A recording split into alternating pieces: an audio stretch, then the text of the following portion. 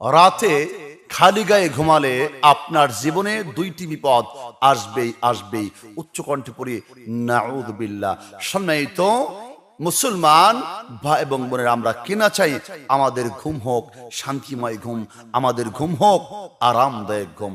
কিন্তু যদি আপনি খালি গায়ে ঘুমান, আপনার আমার জীবনে দুইটি বিপদ আসবেই। কোনো কিছু এই দুইটি বিপদকে হেফাজত করতে পারবে না। বন্ধুগণ, বিশেষ করে আমাদের সমাজে অনেক লোক আমরা আছি যারা রাত্রিবেলায় খালি গায়ে ঘুমিয়ে পড়ি। এমনকি যুবকদের বেলায়, ইয়ং জেনারেশন যারা রয়েছে, এদের বেলায় কিন্তু বেশিরভাগ ক্ষেত্রে এটা ফলো করা যায়। তারা খালি গায়ে ঘুমায়, ইভেন তারা অনেক সময় হাফ প্যান্ট পরে কিন্তু ঘুমিয়ে পড়ে, যেটা সম্পূর্ণরূপে আপনার জন্য হারাম হচ্ছে। বন্ধুগণ আমার, রাত্রিতে খালি গায়ে ঘুমালে কি বিপদ আপনার আমার আসবে, আসুন আমরা জেনে নিই।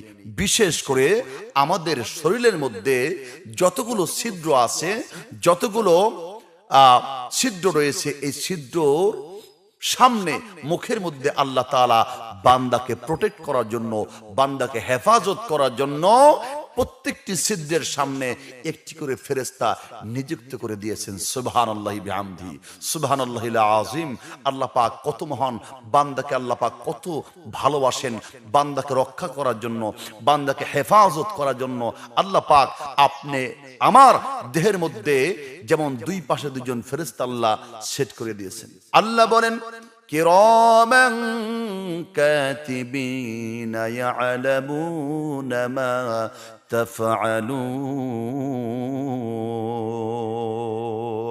আমি আল্লাহ তাআলা কিরামুল কাতিবিন, দুইজন ফেরেশতাদের তোমাদের জন্য নিযুক্ত করেছি।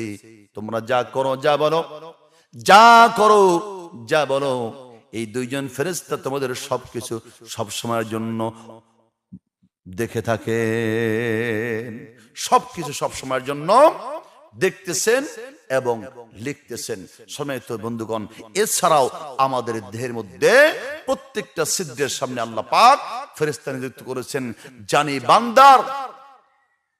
বান্দার কোনো ক্ষতি না করতে পারে কোনো পথচেন কোনো কিছু। আসুন রাত্রিবেলায় ঘুমানোর পূর্বে যে দুইটি কাজ আমরা যদি করি, অর্থাৎ খালি গায়ে ঘুমালে যে দুইটি বিপদ আসবেই। একটি হচ্ছে আপনার কাছ থেকে ফেরেশতাগণ সরে যাবে, এমনকি আপনার দেহের অঙ্গগুলোর মধ্যে ছিদ্রগুলোর সামনে যে ফেরেশতাগণ পাহারাদার রয়েছে, এই ফেরেশতাদেরকেও আল্লাহ পাক সরিয়ে দিবেন, তারা লজ্জা পেয়ে সরে যাবে। মুসলমান ইমানদার, এই জন্য খেয়াল করব, ফেরেশতা কিন্তু দুইটি সময় আপনার কাছ থেকে সরে যায়। এক হচ্ছে বাথরুম টয়লেট করার সময়, দ্বিতীয় হচ্ছে আপনি যখন স্ত্রী সহবাস করেন তখনই কিন্তু আপনার কাছ থেকে ফেরেশতা দূরে সরে যায়। আর আপনি যখন রাত্রিবেলায় খালি গায়ে ঘুমাবেন, আপনার কাছ থেকে আপনার শরীরে যে ছিদ্রগুলোর সামনে ফেরেশতা রয়েছে পাহারাদারগণ, তারাও কিন্তু আপনার কাছ থেকে দূরে সরে যাবে। এতে কি হবে?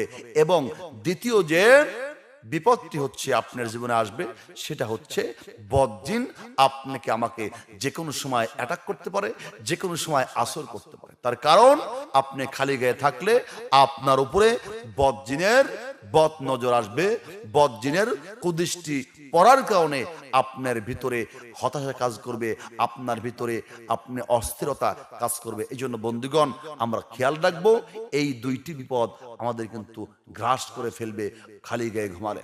এবং আজকে মেডিকেল সায়েন্স প্রমাণ করেছে, রাত্রিবেলায় আপনি খালি গায়ে ঘুমালে আপনাকে যে কোনো সময় যে কোনো ধরনের রোগ অ্যাটাক করতে পারে। মানুষের দেহে বেশিরভাগ রোগ প্রবেশ করে মানুষের লোমের গোড়া দিয়ে, ভাইরাসগুলো প্রবেশ করে, খালি স্থান দিয়ে ভাইরাসগুলো প্রবেশ করে।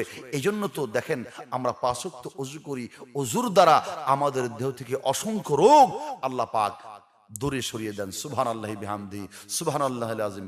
এই জন্য রাত্রিবেলায় যদি আপনি খালি গায়ে ঘুমান, আপনাকে এই দুইটি বিপদ গ্রাস করবেই। কোনো কিছুতে আপনাকে এই দুইটি বিপদ থেকে হেফাজত করতে পারবে না।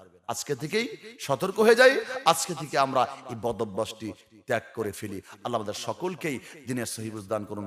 সকলে পড়ি আমিন।